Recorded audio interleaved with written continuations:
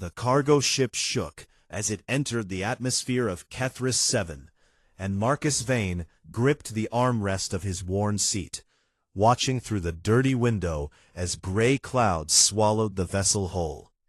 He was 42 years old, and everything he had ever built was gone now. His career as a xenoarchaeologist destroyed by his own theories.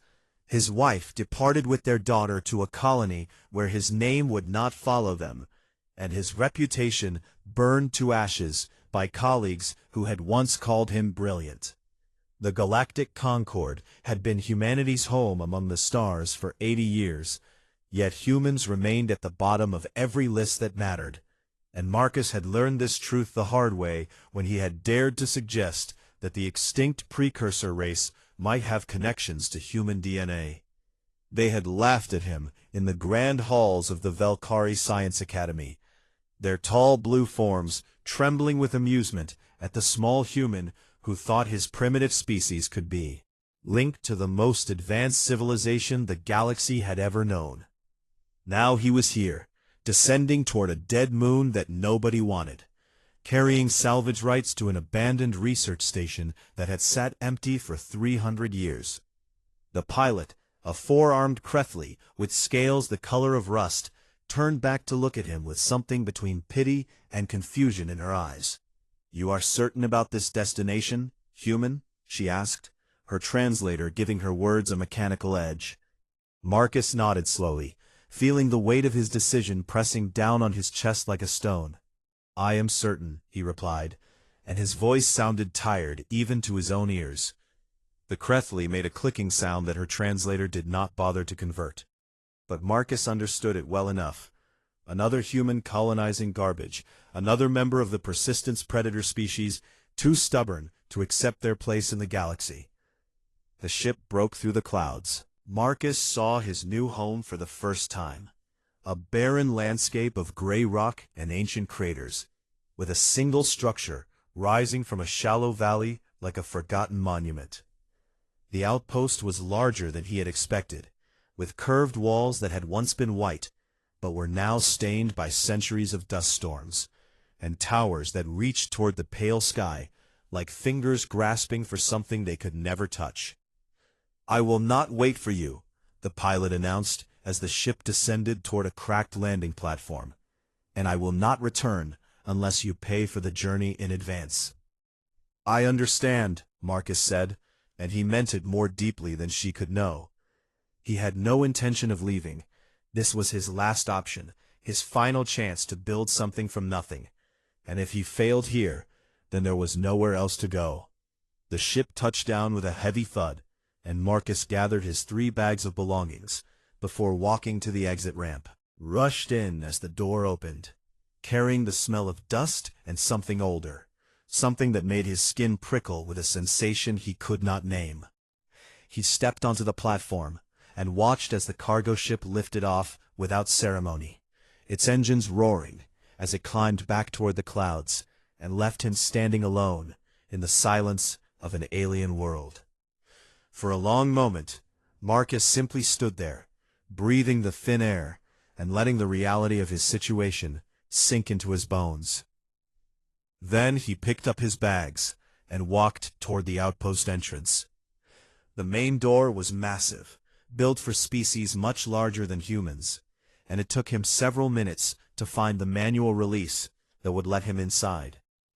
When the door finally groaned open, releasing a rush of stale air that had been trapped for centuries, Marcus stepped into darkness.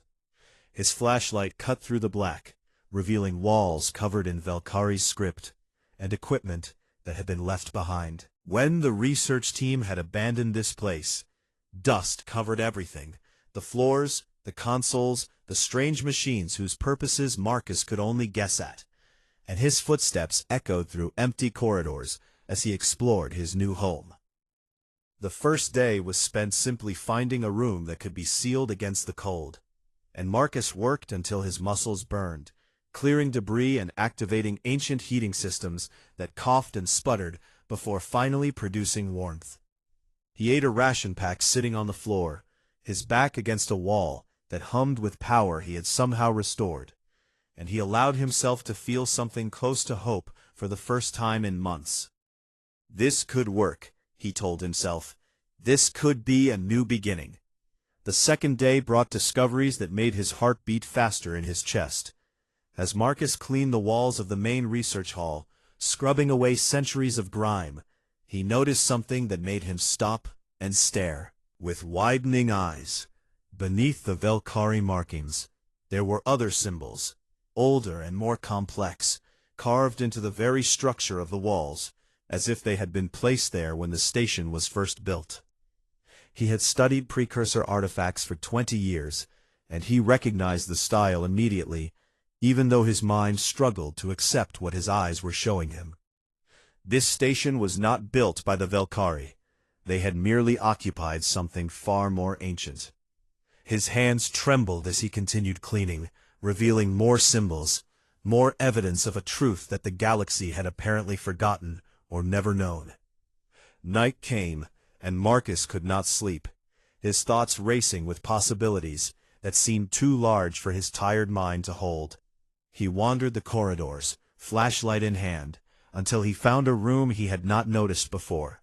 A room with a door that looked different from the others, smoother and darker, with symbols that seemed to shift in their beam of his light. When he touched the door, nothing happened, but a console beside it flickered to life with a soft blue glow.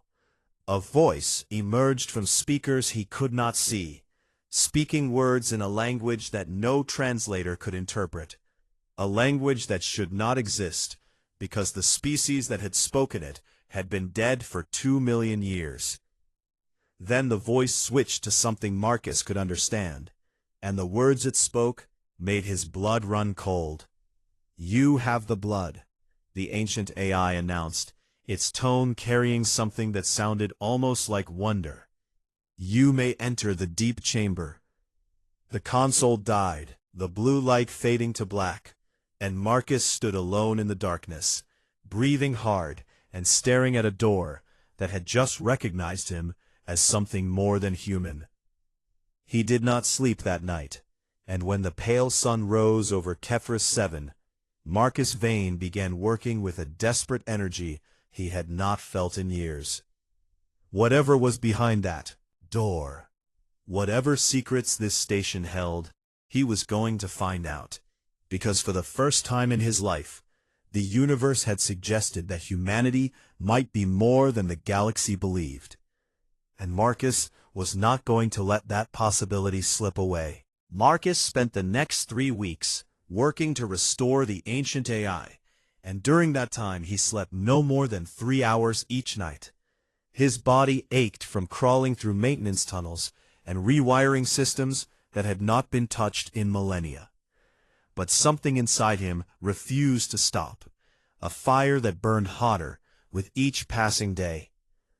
Traders passed through the region occasionally, stopping at the small landing platform to sell supplies and stare at the human who had chosen to live in this forgotten place. A Velkari merchant named Torath visited twice during those weeks, and each time he watched Marcus with a mixture of confusion and something that looked almost like concern. "You do not eat enough," Torath observed during his second visit, his blue skin rippling with patterns that indicated worry. "You do not rest. How are you still functioning?"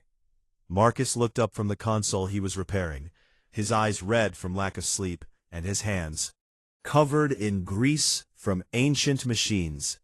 "Humans are stubborn," he replied with a small smile, "and we do not give up easily." Torath made a sound that his translator rendered as a sigh, before leaving more food supplies than Marcus had paid for. "Try not to die," the Velkari said as he departed. "You are the most interesting thing to happen in this sector in decades." Alone again, Marcus returned to his work with renewed determination. The AI core was located deep within the station, in a chamber that the Velkari researchers had apparently never discovered, hidden behind a wall that responded only to precursor genetic markers. Marcus had found it by accident, stumbling through a section of wall that had simply dissolved at his touch, revealing a room filled with crystalline structures that hummed with dormant power. He worked carefully, connecting power cells and cleaning connections that had been dormant since before humanity had learned to make fire. And on the 23rd day, the AI finally spoke again. "Restoration at 47%, the voice announced, filling the chamber with sounds that seemed to come from everywhere and nowhere at once. "Sufficient capacity for basic interaction. Greetings, Inheritor." Marcus sat down heavily on the floor, his legs suddenly weak beneath him. "What did you call me?" he asked, his voice barely above a whisper. "Inheritor," the AI repeated. "You carry genetic markers consistent with precursor biological templates. Probability of direct lineage, 97.3%. The words hung in the air like thunder, and Marcus felt the universe shift around him. "That is impossible," he said, though even as he spoke, he knew that he had suspected this truth for years. The precursors vanished 2 million years ago. Humanity only evolved recently.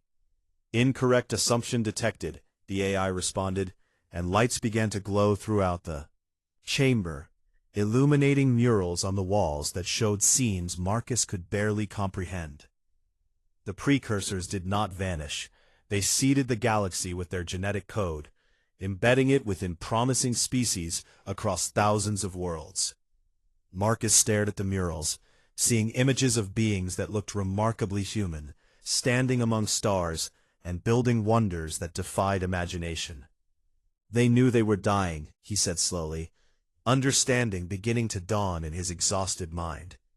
"Correct," the AI confirmed. The hollow came from between dimensions, consuming all that the precursors had built. There was no defense, no weapon that could stop them, and so the precursors chose preservation over extinction. "They hid their legacy inside other species," Marcus continued, his heart pounding, "waiting for someone to evolve close enough to continue their work." "Correct," the AI said again, and something in its tone sounded almost proud. "Many species were seeded, but only one has achieved the threshold of genetic compatibility. Your kind, human, are the inheritors of everything the precursors created." Marcus rose to his feet, his exhaustion forgotten as adrenaline flooded his system. "The deep chamber," he said, remembering the door that had recognized him. "What is inside?" "The complete archive of precursor civilization," the AI answered. "Technology, history, warnings, and protocols for awakening the dormant potential within inheritor DNA. It has waited for 2 million years for someone worthy to claim it." Marcus walked through the station in a daze, his mind struggling to process what he had learned. The door to the deep chamber opened at his touch, sliding aside, with a silence that spoke of engineering far beyond anything the Galactic Concord had ever achieved. Inside was a room that seemed larger than it should be, filled with light that had no visible source, and structures that floated in the air, like Marcus walked among them, reaching out to touch a crystalline surface that responded to his fingers by projecting images directly into his mind. He saw the precursors as they had been, beings of grace and power, who had built an empire spanning galaxies, who had loved and created and dreamed of futures they would never see. He saw the hollow, shapes that hurt to look at, creatures from somewhere beyond normal space that fed on life and consciousness and left only emptiness in their wake. And he saw the plan, the desperate hope of a dying civilization that had planted seeds across the cosmos, trusting that someday, somewhere, one species would grow strong enough to finish what they had started. "The Galactic Concord knows," Marcus said aloud, the words bitter on his tongue, as understanding crashed through him like a wave. "The elder races have known about humanity's potential for years, and they have been keeping us down on purpose." "Correct," the AI confirmed, its voice now coming from within the chamber itself.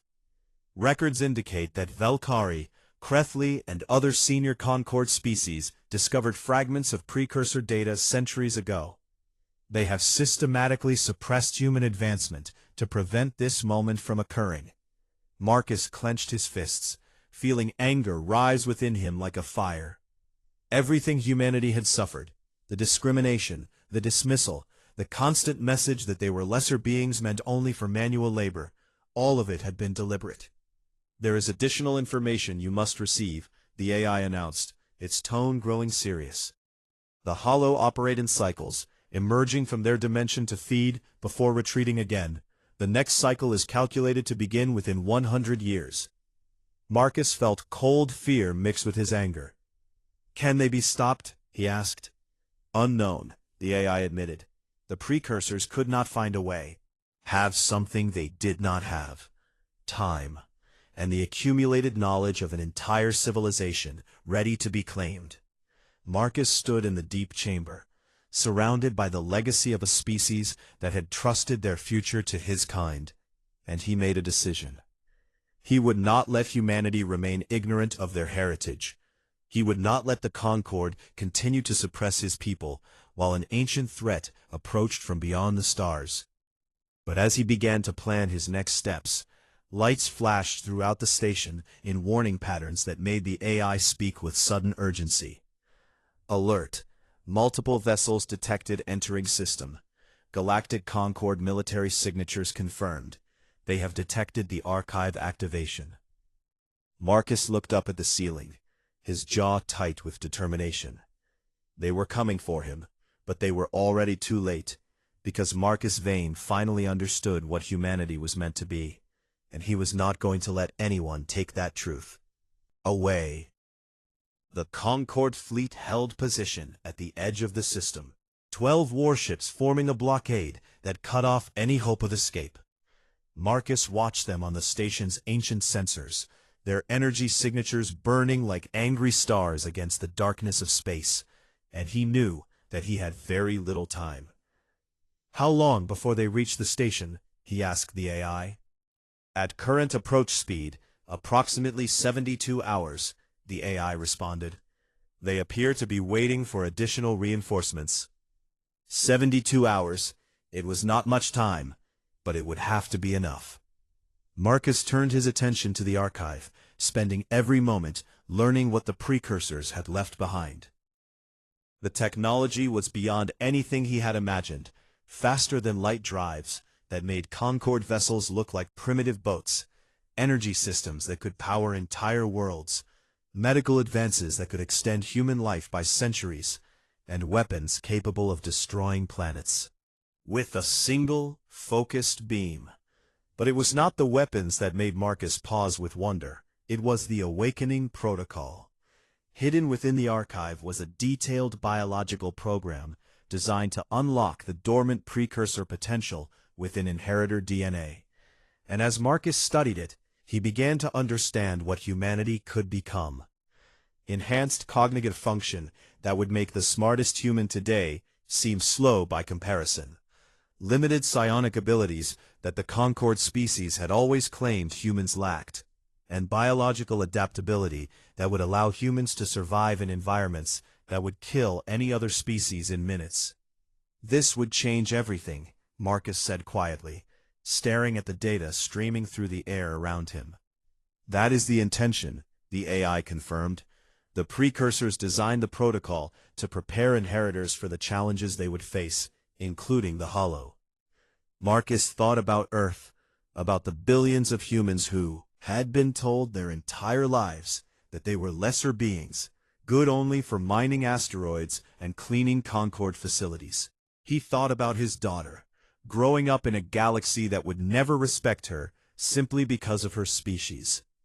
And he thought about the elder races, the Velkari and Krethli, and all the others who had known the truth and had chosen to suppress it rather than allow humanity to rise.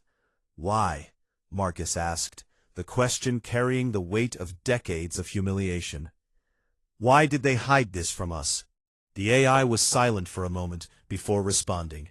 "Fear," it finally said. "Records indicate that the elder races discovered precursor data approximately 300 years ago. They learned of the seeding program and identified humanity as the most likely inheritor species. And they were afraid of what we might become," Marcus finished, bitterness coating every word. Correct, humans were still primitive by Concord standards at that time. But your species showed remarkable adaptability and aggression. The elder races calculated that if humanity gained access to precursor technology, they would rapidly become the dominant power in the galaxy. Marcus laughed, but there was no humor in the sound. So they decided to keep us weak instead. They implemented systematic suppression protocols, the AI confirmed, limiting human access to advanced education, restricting human settlement to undesirable worlds, and ensuring that human representatives in the Concord government held no real power. Everything Marcus had experienced, every insult and dismissal and closed door, had been part of a deliberate plan to keep his species from reaching their potential. He should have felt crushed by this knowledge, but instead he felt something else rising within him, a cold determination that burned brighter than any anger. "I need to send this information to Earth," he said, turning to the AI with confidence. Purpose in his eyes. All of it, the technology, the history, the awakening protocol, humanity needs to know. There is a precursor communication relay hidden within the station's lower levels, the AI informed him.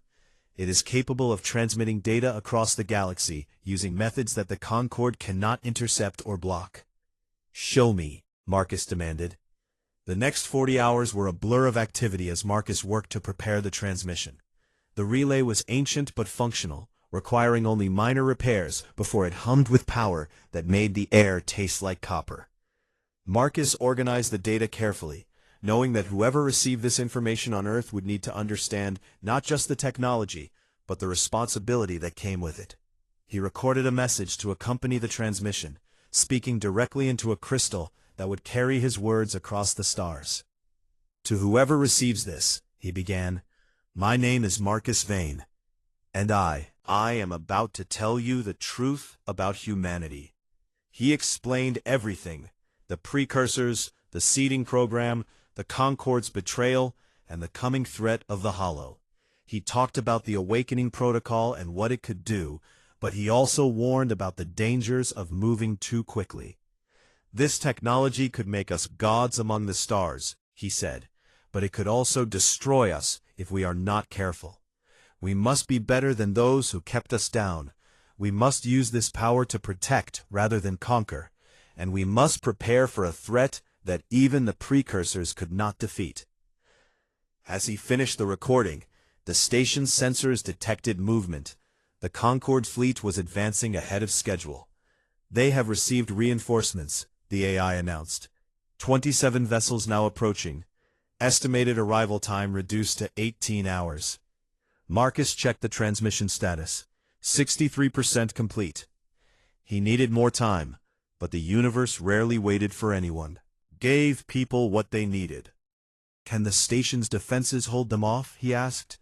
"Precursor defensive systems are available," the AI confirmed, "but they are currently operating at only 12% capacity.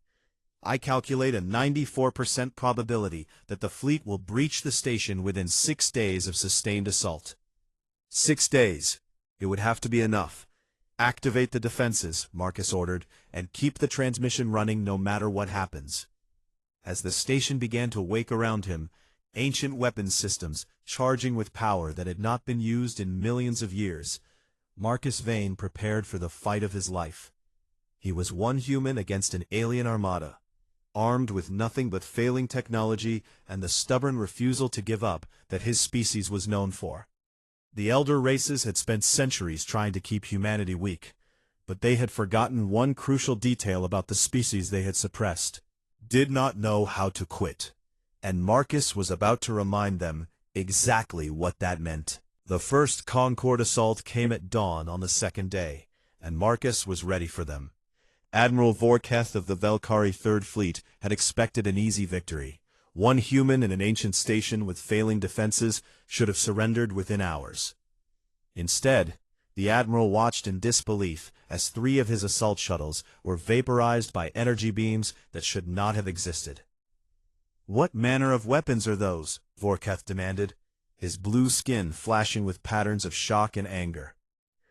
"Unknown configuration, Admiral," his tactical officer responded. "The energy signatures do not match any technology in our database." On the surface below, Marcus raced through corridors that had become a maze of rerouted power lines and improvised defenses.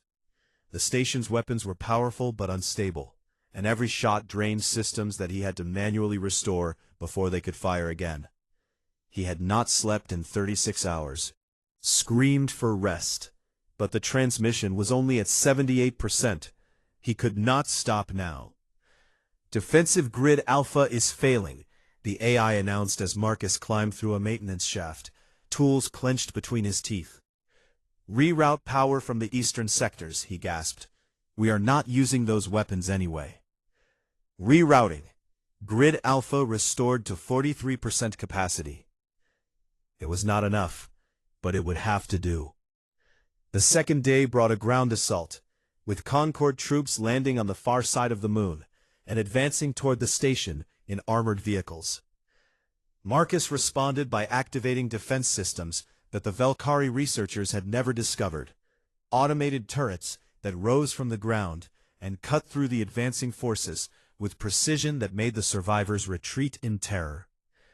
Admiral Vorketh stared at the casualty reports with growing frustration. "One human," he muttered. "One insignificant human is holding off an entire fleet." "Sir," his communications officer interrupted. "We are receiving a message from the station." Marcus appeared on the Admiral's screen, his face gaunt and exhausted, but his eyes burning with defiance. "Admiral," Marcus said, his voice steady despite his fatigue, "I am offering you one chance to withdraw.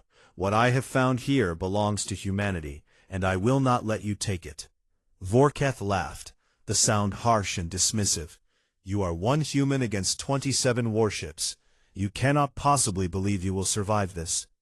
"Maybe not," Marcus admitted, "but I can make sure you remember the cost." The transmission ended, and Vorketh ordered an orbital bombardment. The station's shields, another system the Velkari had never known existed, absorbed the first wave of fire, but Marcus could see the power levels dropping with each impact. He worked through the third day without rest, running from crisis to crisis, patching failing systems, and rerouting power with desperate creativity. When a section of the shield failed, he sealed that corridor and found another way around. When a weapon battery overloaded, he used the explosion to collapse a tunnel that Concord troops had been advancing through. When his food ran out, he kept working anyway, fueled by nothing but determination, and the knowledge that every hour he held on was another hour of data streaming toward Earth. On the fourth day, Vorketh's second-in-command, a younger Velkari named Sethrin, approached the Admiral with confusion in his voice. "Sir, I do not understand. Why has he not surrendered?"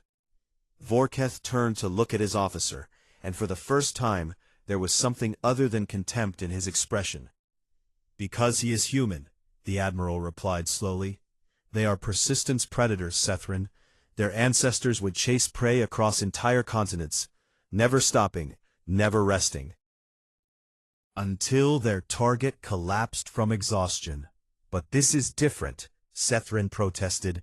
"This is hopeless. Any rational being would accept terms." "Humans are not rational," Vorketh said, and there was a note of something almost like respect in his voice. "They are something far more dangerous. They are stubborn." The fifth day brought the heaviest assault yet, with Concord forces attacking from every direction simultaneously. Marcus moved through the station like a ghost, appearing where he was needed most, making repairs that should have been impossible, and holding lines that should have fallen hours ago. His hands bled from working with broken equipment, and his vision blurred from exhaustion, but he refused to stop. 89%. The transmission was almost complete. "Human," the AI said suddenly, its voice carrying an emotion that artificial intelligences were not supposed to possess. "Your biological readings indicate imminent system failure. You must rest after the transmission finishes," Marcus replied, forcing his legs to carry him to the next failing console. "You may not survive that long." Marcus paused, leaning against a wall that trembled with distant explosions. "Then I will die standing," he said quietly, "just like my ancestors would have wanted." On the sixth day, the Concord forces finally breached the outer defenses. Marcus retreated to the central hub, sealing doors behind him and activating the last remaining automated defenses to slow the advancing troops. The transmission reached 94% and then stopped. The relay had been damaged by the bombardment, and there was no way to repair it in time. 94% would have to be enough.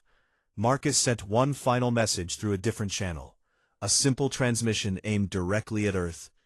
"We were never lesser," he said into the recorder, his voice calm despite the sounds of battle. "Growing closer, we were always meant for more. The inheritance is yours now, so please do not waste it." He could hear Concord troops cutting through the final door, their weapons hissing as they melted through metal that had stood for millions of years. But Marcus was not afraid. He stood beside the precursor gateway that the AI had revealed to him days ago, a doorway to somewhere else, somewhere the Concord could not follow. "Gateway activation requires inheritor confirmation," the AI announced.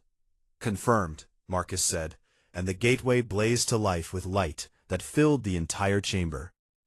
The door fell, and Concord soldiers poured in with weapons raised, but they were too late. They saw Marcus Vane standing calmly in front of an impossible doorway, and they saw him smile as he stepped backward into the light. The gateway collapsed behind him, the ancient technology destroying itself to prevent anyone from following. Arrived minutes later, staring at the empty space where the gateway had been. "Where did he go?" Sethrin asked. "I do not know," Vorkath admitted, "but I suspect we have not seen the last of him, or his species." The Admiral looked around the ruined chamber, at the evidence of technology that made everything the Concord possessed look primitive, and he felt something he had not experienced in centuries. 5 years had passed since Marcus Vane vanished through a precursor gateway, and the galaxy had changed in ways that no one could have predicted. The transmission had reached Earth incomplete but sufficient, carrying enough data to transform human civilization forever. Within months, scientists had decoded the basic principles of precursor technology, and within a year, the first human vessels using the new drives were leaving the solar system.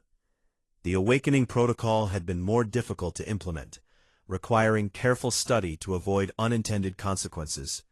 But even the partial activation had produced remarkable results. Human children born in the past 3 years showed enhanced cognitive abilities and traces of psionic potential that the Concord had always claimed humans lacked. The elder races watched with growing alarm as the species they had suppressed for decades began to rise with terrifying speed.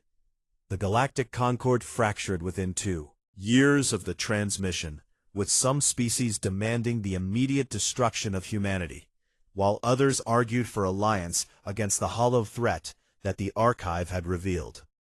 The Velkari, whose ancestors had first discovered the precursor data and chosen suppression over sharing, found their empire crumbling as younger species questioned everything they had been taught about humans. Admiral Vorkath, who had led the assault on Kethris 7, was removed from command, and spent his remaining years writing a detailed account of the siege, a document that became required reading in military academies across the galaxy.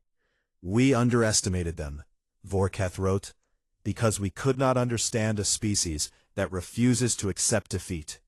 The human, who held my fleet at bay for 6 days, taught me more about warfare than any academy ever could." Earth emerged from its isolation with a confidence that startled its former oppressors.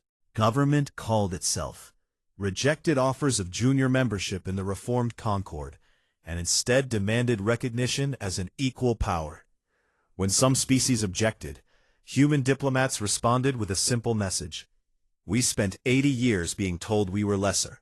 We have no interest in proving that anymore, so you can either stand with us or stand aside." The new human fleet was unlike anything the galaxy had seen. sleek vessels built on precursor principles, crewed by humans whose enhanced abilities allowed them to operate systems that would overwhelm any other species. The flagship of this fleet was named Vane's Legacy, a massive cruiser that served as both warship and diplomatic vessel, and it carried a crew of 3,000 humans who represented the best their species had to offer. Captain Elena Chen stood on the bridge of the Legacy as it emerged from faster-than-light travel at the edge of Concord space, and she allowed herself a moment of pride at how far her people had come. "Captain," her communications officer announced, "we are receiving a transmission from the diplomatic station. They are ready to begin negotiations." Elena nodded, straightening her uniform as she prepared to face representatives from dozens of species who had once considered humans unworthy of attention. "Open a channel," she ordered, "and let them know that humanity is ready to talk." The negotiations lasted for weeks, but the outcome was never truly in doubt. The hollow threat, confirmed by Concord scientists who had finally accessed their own ancient records, was simply too great for anyone to face alone. A new alliance was formed, not the unequal partnership of the old Concord, but a genuine coalition of species preparing for a challenge that would test them all. And then, on the final day of negotiations, a transmission arrived that silenced every voice in the chamber.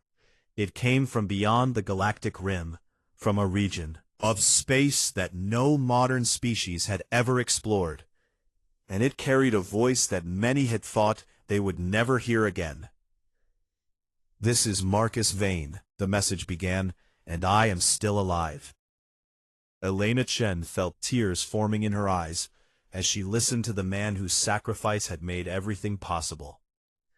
"I found more out here," Marcus continued, his voice carrying a wonder that 5 years of solitude had not diminished. "Precursor ruins on a scale I never imagined, technology that makes what I sent you look primitive, and something else, something wonderful." There was a pause in the transmission, and when Marcus spoke again, his voice carried the weight of a revelation that would change history once more.